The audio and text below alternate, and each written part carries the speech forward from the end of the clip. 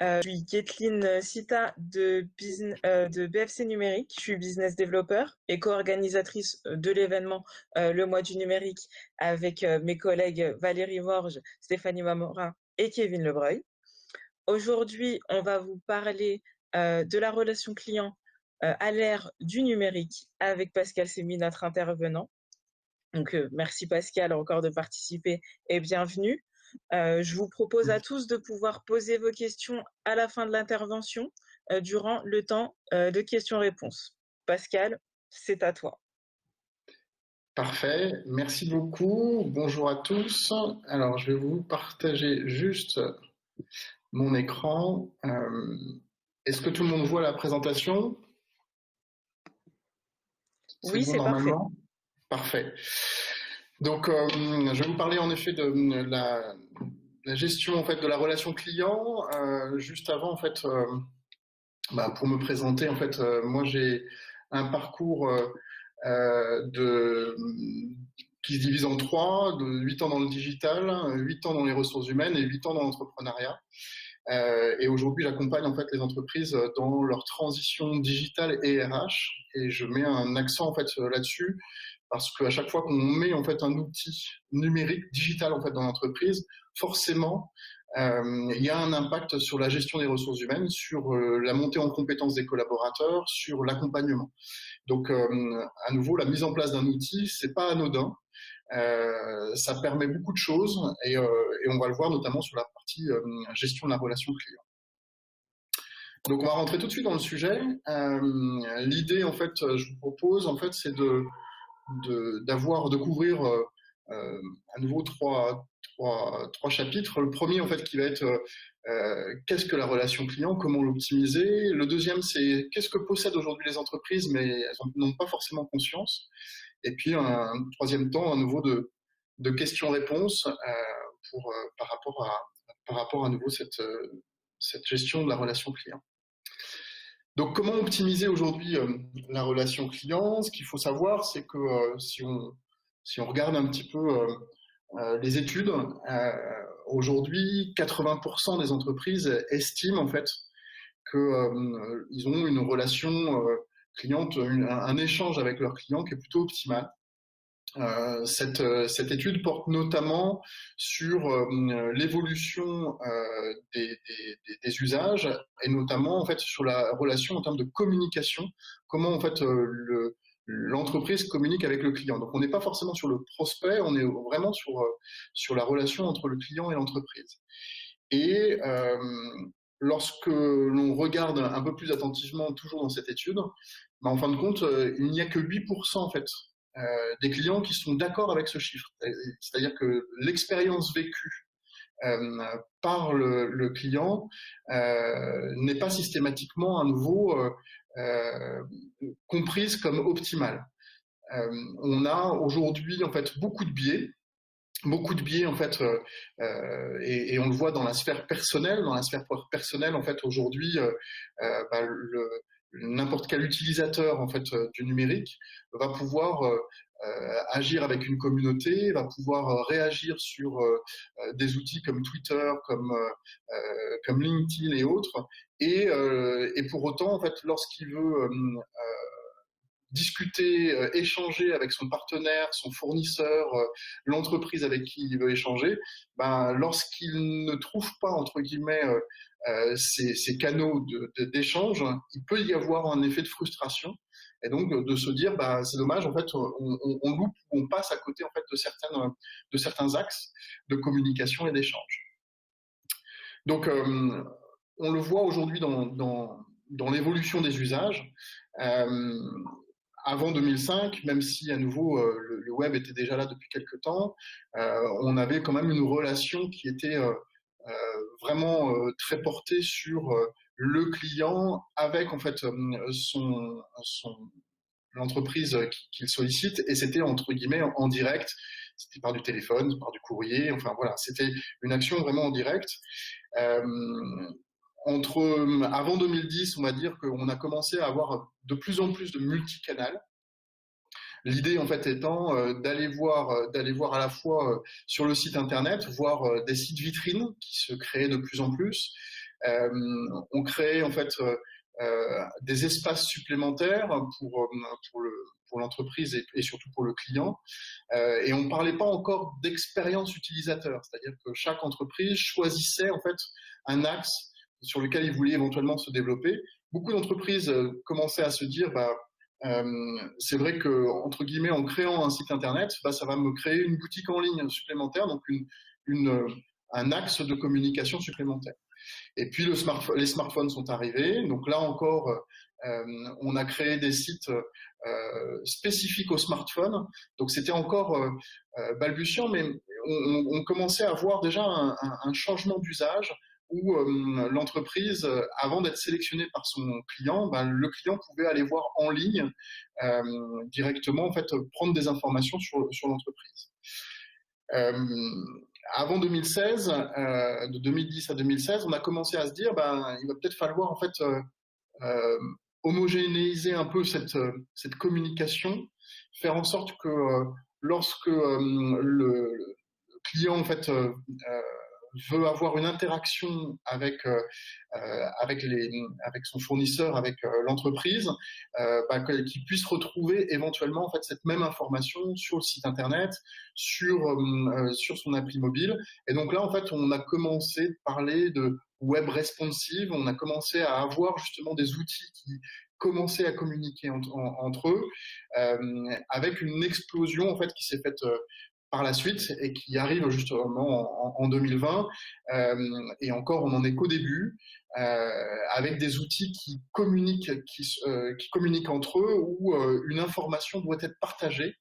On comprend vraiment aujourd'hui que l'information en fait elle est partagée à travers l'ensemble des usages.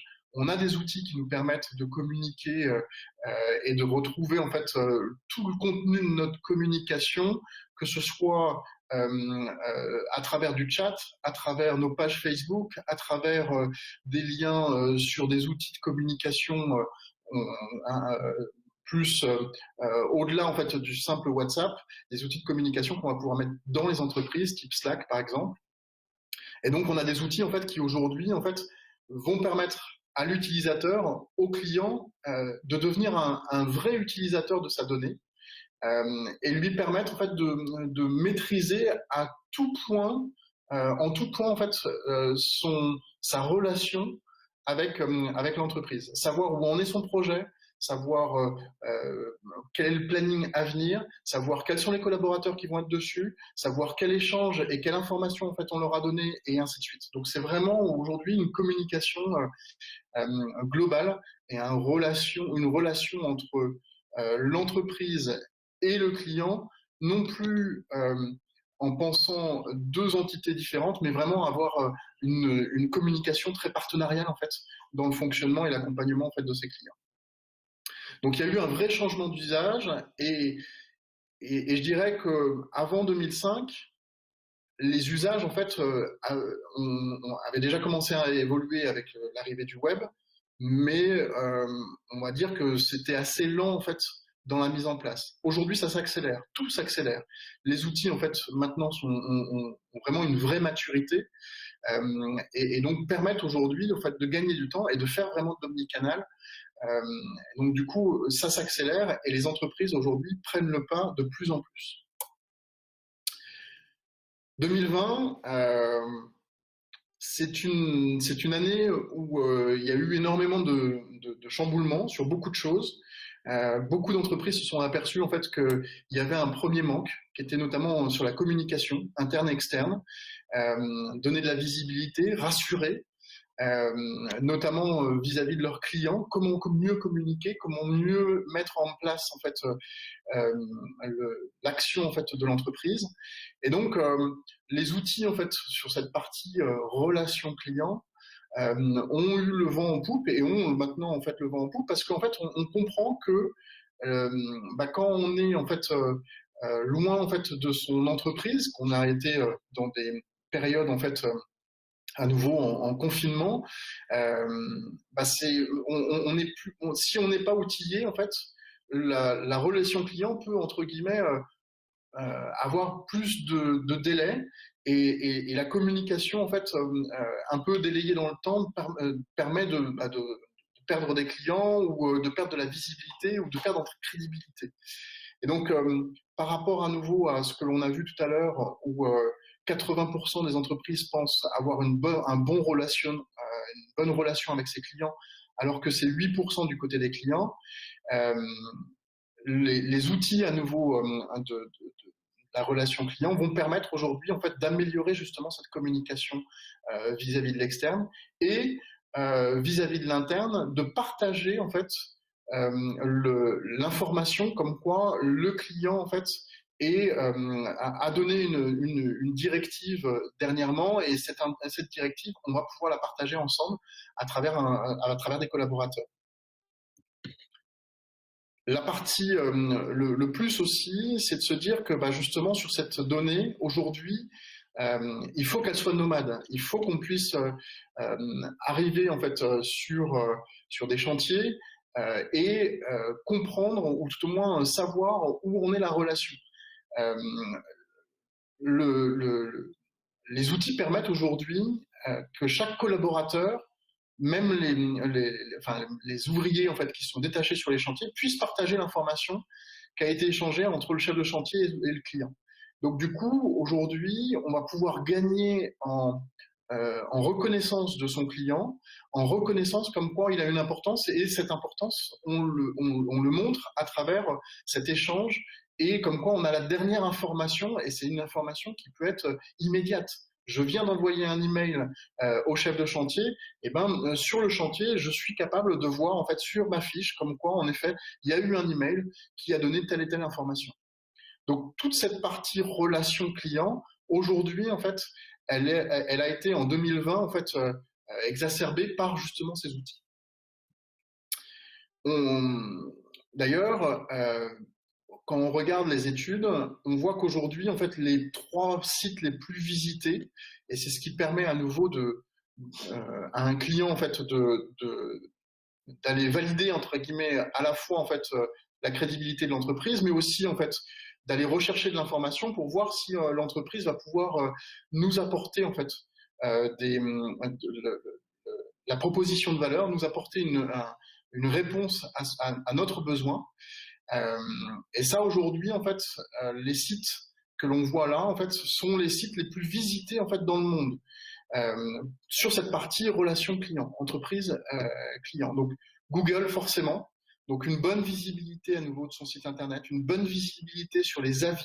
Les avis Google en fait comptent beaucoup, donc ça va être important. YouTube, de plus en plus d'entreprises en fait ont des chaînes YouTube, et aujourd'hui créer une chaîne YouTube c'est pas compliqué, et ça permet à nouveau de donner de la visibilité sur son expertise. Ça aujourd'hui en fait c'est des vrais besoins pour un client de valider entre guillemets l'expertise, et demain s'il trouve lorsqu'il tape sur Google de l'information ou des vidéos en fait liées à l'entreprise qui sont relayées par YouTube, c'est un vrai plus en fait pour l'entreprise. Et Facebook en fait on le verra juste après dans la relation B2C, donc entreprise vers client particulier, c'est encore le média le plus utilisé en fait dessus. Là j'ai mis des temps à nouveau qui sont sur ces études, des temps moyens d'utilisation en fait par jour. Donc ça peut être, enfin, c'est des grands indicateurs malgré tout. Sur les réseaux sociaux, on me pose des fois la question sur justement l'usage de LinkedIn, l'usage de différents outils. On voit aujourd'hui que Facebook, c'est le premier dans les usages en fait. C'est quand même celui qui est le plus partagé. Et à nouveau, pourquoi il est le plus partagé? Parce qu'à nouveau, on est sur la sphère personnelle, et il est facile à nouveau d'échanger en fait sur cette sphère personnelle, de l'information, de la relayer de sa sphère personnelle à sa sphère professionnelle. Donc on est vraiment sur l'outil qui va être entre les deux. YouTube, WhatsApp et Instagram, alors ce sont des usages différents. YouTube, on va être vraiment sur à nouveau une chaîne qui va donner une information sur à la fois des valeurs de l'entreprise, mais aussi sur du partage. Donc, comment partager en fait de l'information en fait avec de la vidéo. WhatsApp est de plus en plus utilisé, même dans les entreprises. En revanche, c'est un outil qui a d'abord évolué en fait sur la sphère personnelle, et aujourd'hui, beaucoup d'entreprises l'utilisent comme forum en fait de communication autour de l'entreprise, à l'intérieur de l'entreprise.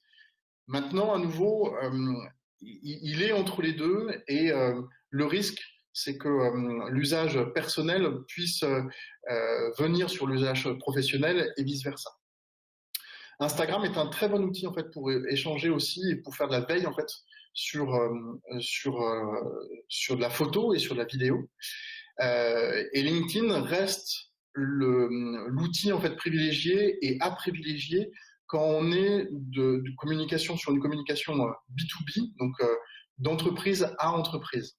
Donc là, c'est à nouveau l'outil à privilégier, et notamment en fait aujourd'hui, on voit que dans l'usage en France, c'est quand même 20 millions d'utilisateurs, donc 10 millions actifs, ce qui est important. Donc c'est un tiers entre guillemets de la population active qui utilise en fait et qui est souvent en fait à consulter justement LinkedIn. On reste malgré tout sur un média à nouveau essentiellement B2B. Donc si on travaille avec les entreprises, si on a à nouveau, on s'adresse à nouveau aux entreprises, c'est l'outil en fait qu'il faut privilégier. Après, il y a un vrai bémol en fait dans ces usages, c'est que c'est des outils en fait qui demandent beaucoup de temps. Si on veut faire de l'animation construite, et si on veut avoir une aura entre guillemets sur ces réseaux, c'est malgré tout en fait des outils qui demandent du temps, parce qu'il va falloir être actif et apporter de l'information en fait sur ces différents outils. Donc par contre, c'est un très très bon outil pour montrer aux clients sa présence, son expertise, la bonne santé aussi de son entreprise. C'est des outils en fait qui permettent de se dire, si l'entreprise communique, c'est quelque part en fait on donne une information aussi sur la bonne santé de l'entreprise. Et donc ça, ce sont des outils en fait qu'il faut regarder éventuellement de près. Mais à nouveau, on dit qu'une bonne communication sur LinkedIn, c'est une interaction au minimum une à 3 interactions par semaine en fait sur LinkedIn. Donc c'est quand même important. Après, une interaction, c'est pas systématiquement du contenu en fait de mis en ligne. Ça, c'est important d'en avoir au moins une par semaine, voire une par quinzaine. En revanche, ça peut être une interaction sur être présent sur ce qui se dit dans un métier, et de pouvoir interagir, de pouvoir donner son opinion, de pouvoir échanger en fait par rapport à ça. Donc voilà pour cette partie, je dirais, un peu changement d'usage, changement de pratique. Maintenant, en fait, ce qui a été aussi révélé et ce qui est très important en fait dans l'entreprise, c'est de comprendre aussi en fait le trésor qu'on peut avoir dans l'entreprise. Et le premier trésor, on va dire, c'est la donnée. La donnée que chaque entreprise peut avoir. Beaucoup d'entreprises ont commencé en fait avec la mise en place d'un ERP. Donc un ERP, à nouveau, je rappelle, c'est un outil qui permet de piloter ou de contrôler entre guillemets sa chaîne de production. Donc on va pouvoir avoir toute la partie devis, facture, compréhension en fait gestion des équipes, une petite gestion même au niveau RH. Donc voilà, on va avoir un ERP qui va gérer sa production. Et aujourd'hui, en fait, le CRM rajoute des briques qui vont permettre de gérer entre guillemets l'externe en fait de l'entreprise. Autant le ERP, on était très très interne en fait dans l'entreprise, autant le CRM va permettre vraiment d'aller gérer l'externe, donc avec toute la partie marketing, vente, donc comment on va pouvoir gérer en fait la relation avec son client, être sur un service beaucoup plus pointu. On a beaucoup de CRM aujourd'hui qui intègrent des systèmes de chat, donc du coup, ou à nouveau de gestion de la page Facebook, et donc du coup en fait une interaction pratiquement immédiate dans la communication avec son client.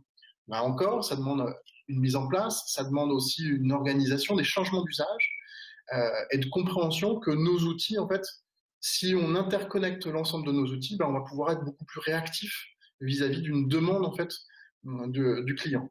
Et puis sur toute cette sphère marketing, ben là encore, là où je vous disais en fait qu'il fallait à nouveau détacher du temps sur les outils comme Facebook, LinkedIn et autres, bah aujourd'hui les outils en fait de CRM vont pouvoir gérer de la communication sur ces réseaux et la planifier pour que en effet on puisse mieux gérer et ne pas être systématiquement dans la réaction en fait sur la gestion à nouveau de cette communication sur les réseaux sociaux. Donc voilà, donc c'est un outil en fait qui est important.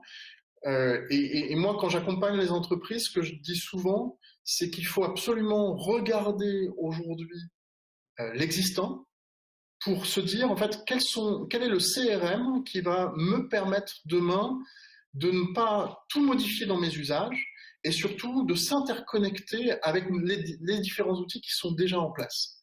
Donc, je vous en ai listé en fait 5, mais des CRM en fait il y en a énormément. J'en liste 5 parce que à nouveau, bah, l'idée en fait c'est de se dire que on n'a pas en effet un outil qui va tout gérer. Chaque outil a sa spécificité. Si on prend un outil comme Eudonet, c'est un outil en fait qui va comprendre entre guillemets des métiers en fait qui vont sur lesquels on va pouvoir personnaliser ou tout au moins être un peu plus faire un peu plus de sur-mesure. HubSpot, par exemple, c'est l'outil en fait qui est le plus complet en fait sur cette gestion à la fois réseaux sociaux, à la fois gestion de la relation client, gestion du suivi en fait de mailing. Enfin voilà, donc il va être très très pointu sur cette partie marketing. Microsoft Dynamics, c'est vraiment l'outil qui, par excellence d'Office, enfin de Microsoft, pardon. Il va avoir un maillage beaucoup plus pointu si on a mis, par exemple, un outil comme Teams en place. C'est une suite logique entre guillemets d'utiliser en fait l'outil de Microsoft. Même si à nouveau c'est une philosophie, c'est ce que l'on échangeait tout à l'heure avec Kathleen, c'est malgré tout une philosophie très Microsoft. Donc très tableur, très donc voilà, donc c'est à nouveau c'est un usage qui est bien particulier. Et nos CRM par exemple, c'est le petit français, mais qui monte en ce moment.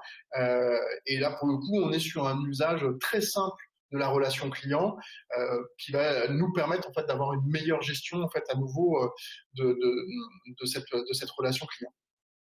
Ce qui est très important dans ces outils et dans l'usage, c'est que on voit aujourd'hui qu'il y a des usages où beaucoup d'entreprises gèrent encore leur base de données clients sur leur logiciel de gestion de mail, par exemple, sur Outlook. Et ça, c'est une vraie difficulté après dans la compréhension de la donnée et faire en sorte de reprendre la donnée pour la mettre dans ce type d'outils où ils vont pouvoir avoir une gestion d'outils beaucoup plus fine et donc ça va leur permettre à nouveau de pouvoir mieux échanger avec les clients. Donc voilà un petit peu les outils et donc à nouveau sur les avantages. C'est des avantages qui vont être liés en fait à la réactivité.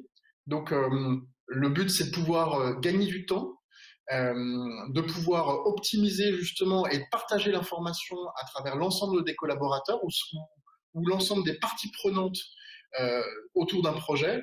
Et donc c'est remettre le projet au milieu, donc c'est ce qu'on appelle user-centric, mais donc avec l'utilisateur, mais c'est vraiment remettre le projet au milieu et avoir l'ensemble des parties prenantes autour et d'intégrer le client vraiment comme un acteur en fait autour du projet. Donc les outils en fait vraiment à choisir dans l'évolution de l'entreprise, il va falloir vraiment en fait faire une étude entre guillemets sur le meilleur outil en fonction de l'usage que vous souhaitez avoir. Donc pour le coup, ce qui est très important, c'est de bien comprendre aujourd'hui où est-ce qu'on en est en fait dans l'entreprise euh, pour se dire avant de mettre un outil type CRM, il faut en fait réfléchir à tout l'impact que ça va avoir dans ma gestion de la relation client. Donc c'est très important de comprendre quelle est ma proposition de valeur, quelle est ma segmentation de clients et comment je veux communiquer avec eux. Quel outil en fait je vais avoir besoin pour avoir ce relationnel entre l'entreprise, sa proposition de valeur et la segmentation client. Une fois qu'on a fait cette analyse-là, ben, on va pouvoir choisir l'outil et de se dire ben, j'ai juste besoin d'un outil qui va rassembler mes clients et qui va pouvoir suivre entre guillemets mes échanges mails parce que j'ai pas besoin de plus. Je suis pas à communiquer sur les réseaux sociaux, je suis pas dans cette démarche-là. Ou alors se dire vraiment j'ai besoin de quelque chose de très personnalisé en fait dans la relation client. Et donc là, je peux être sur du système d'emailing, je peux être sur du système d'enquête, d'envoi d'études de satisfaction et ainsi de suite. Donc l'idée, c'est vraiment de se dire quelle relation je veux avoir avec mon client avant de mettre des outils, en fait, parce qu'il en existe beaucoup et on est sur tous les budgets. Donc voilà. Voilà un petit peu le point sur la relation client. Euh, donc, l'idée, en fait, maintenant, c'est de pouvoir échanger. Donc s'il y a des questions, je suis tout oui. Alors, moi j'ai des questions. Est-ce que sur voilà tous ces logiciels-là, est-ce qu'il faut créer une stratégie nouvelle ou est-ce qu'on peut migrer notre stratégie qu'on avait déjà sur notre relation client sur ce type d'outils-là? Alors aujourd'hui, je dirais que tout est possible. En revanche, à nouveau, ce que je dis toujours, c'est que quand on met en place en fait un outil, il y a forcément un impact sur le management derrière. Donc, ce qui est très important, c'est vraiment en amont de faire un vrai travail. Alors moi, j'utilise un outil, par exemple, type Canva. Donc, c'est un outil en fait qu'on trouve en ligne qui nous permet de comprendre en fait notre proposition de valeur. Qu'est-ce que je propose en fait? À quel besoin je réponds vis-à-vis de mes clients? Une fois que j'ai ça, le but c'est de pouvoir après se dire, bah, quelle est ma segmentation client? À qui je Ouais. m'adresse? Est-ce que c'est des particuliers? Est-ce que c'est du public? Est-ce que c'est du privé? Bref, une fois que j'ai ça, c'est après le choix de l'outil en fait va entre guillemets venir de lui-même en fait. Mais il est très important de se dire que en effet entre l'avant et l'après usage et mise en place en fait de ces outils, en effet il y a un vrai travail d'analyse en fait de où est-ce que j'en suis aujourd'hui dans ma relation client et qu'est-ce que demain en fait j'aimerais apporter en fait à mes clients. Donc l'usage va changer parce que à nouveau on va souhaiter cette évolution pour l'entreprise. D'accord. Deuxième question, est-ce que justement pour voilà définir cette nouvelle relation client et mettre en place ces outils, est-ce que c'est le travail d'une seule personne ou est-ce qu'il faut qu'on dédie une équipe qui va pouvoir travailler sur toute la chaîne et sur le long terme sur ce point-là? Moi, je conseille toujours en fait d'avoir alors je crée en fait dans les entreprises des ambassadeurs en fait du changement. L'idée en fait c'est de pouvoir avoir plusieurs parties prenantes parce que on l'a vu en fait dans cette volonté d'être sur une dynamique omnicanale, ça va être important en fait de prendre en considération en fait l'usage d'un collaborateur qui va être sur un chantier. Parce que en fait, ce collaborateur-là peut avoir besoin en fait d'un certain nombre d'informations, et c'est lui qui est au contact du client au quotidien quelque part.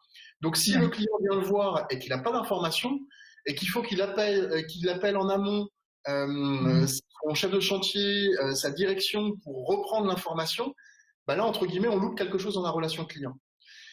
Et c'est en ça où, quand on intègre entre guillemets des collaborateurs dans ces changements, bah, ça permet justement de ne pas louper en fait des parties prenantes de la relation client.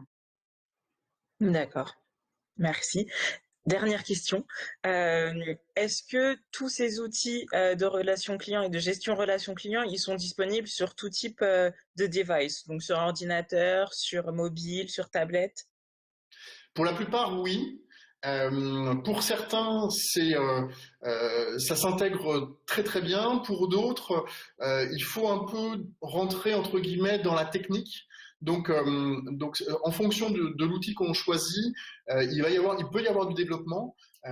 J'installe aujourd'hui en fait des solutions comme Zoho par exemple, qui est un CRM très très approfondi, qui permet en fait de créer en fait des visites techniques hyper paramétrées en fait, et qu'on peut avoir sur tablette avec des signatures électroniques, donc en fonction de l'usage qu'on veut avoir, à nouveau, ce qui est très important, c'est cette analyse en amont, parce qu'en fonction de l'usage qu'on veut avoir, on va avoir un choix de l'outil et il peut y avoir de l'intervention en amont sur le paramétrage, sur pourquoi pas en fait dédier en fait une personne euh, externe à l'entreprise pour paramétrer tout ça. Mais généralement, en fait, il faut en fait privilégier les solutions qui sont multi-device, donc à nouveau, qui sont consultables sur un ordinateur, qui sont consultables sur un smartphone, pour permettre justement en fait cette interaction omnicanal. D'accord, parfait. Merci beaucoup, Pascal. De rien.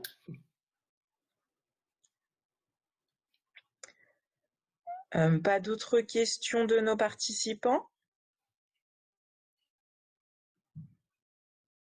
Alors, du coup, moi, c'est pas une question que je veux poser, mais peut-être juste préciser quelque chose. Donc, je suis Valérie Morge de la Fédération du bâtiment. Je voulais indiquer qu'on propose des diagnostics RH numériques avec Pascal déjà depuis l'année dernière. Et on a de nouveaux financements pour ça. Donc là, on a une enveloppe qui est arrivée très récemment. Et donc, je voulais indiquer qu'on pouvait voir ensemble si vous étiez intéressé pour une intervention de Pascal dans votre entreprise, voir si vous êtes éligible aux aides. Et donc, ça se passe sur une journée. Donc, l'idée, c'est de faire le point sur vos pratiques numériques et après de vous proposer des préconisations. Voilà, donc n'hésitez pas à revenir vers moi si vous voulez qu'on vérifie que votre entreprise est bien éligible et si vous souhaitez bénéficier de ce diagnostic. Merci beaucoup, Valérie. Je vois qu'il n'y a pas d'autres questions. Du coup, merci beaucoup, Pascal, et merci à tous d'avoir participé à ce deuxième événement du mois du numérique. On se retrouve très prochainement, donc on se retrouve exactement ce jeudi pour parler de la thématique relevé du bâtiment par scan 3D et drone. Et en attendant, je vous souhaite à tous un très bon appétit et un bon après-midi. Au revoir. Merci à tous. Merci, au revoir. Au revoir, merci.